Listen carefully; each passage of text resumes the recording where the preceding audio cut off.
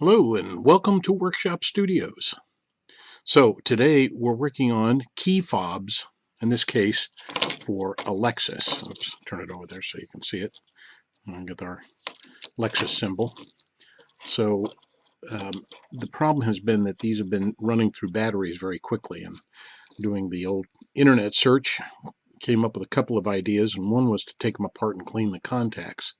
So I thought I'd show you that real quick. It won't take long.